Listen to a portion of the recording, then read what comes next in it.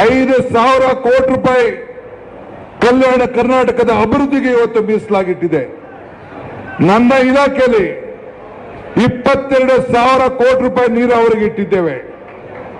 ಬೆಂಗಳೂರು ನಗರಕ್ಕೆ ಮೆಟ್ರೋ, ಇವತ್ತು under pass, flyover, ವಿದ್ಯುತ್ ಶಕ್ತಿ, ಸಾಲಿಡ್ ವೇಸ್ಟ್ ಮ್ಯಾನೇಜ್ಮೆಂಟು, ಸುಮಾರು ಒಟ್ಟು 1,00,000 ಕೋಟಿ ರೂಪಾಯಿ ವೆಚ್ಚ ಮಾಡಲಿಕ್ಕೆ ಕಾರ್ಯಕ್ರಮವನ್ನು ಈಗಾಗಲೇ ನಾವು ತೆಗೆದುಕೊಂಡಿದ್ದೇವೆ.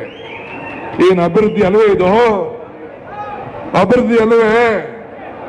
ನೀವು ಕಾಮಾಲೆ ಕಣ್ಣಲ್ಲಿ ನಮ್ಮ ಸರ್ಕಾರ ನೋಡ್ತಾ ಇದ್ದೀರಿ, ಕಾಮಾಲೆ ಕಣ್ಣಲ್ಲಿ ನೋಡ್ತಾ ಇದ್ದೀರಿ, ಎಕ್ಸ್ರೇ ಕಣ್ಣಲ್ಲಿ ನೀವು ನೋಡ್ತಾ ಇದ್ದೀರಿ. ನಿಮ್ಮ ಆತ್ಮ ಸಾಕ್ಷಿಯಿಂದ ನಿಮ್ಮ ಕಣ್ಣಲ್ಲಿ ನೋಡಿ ಎಲ್ಲ ಕೆಲಸಗಳು ಕೂಡ ಅಭಿವೃದ್ಧಿ ಕಡೆ ಹೋಗ್ತಾ ಇದೆ.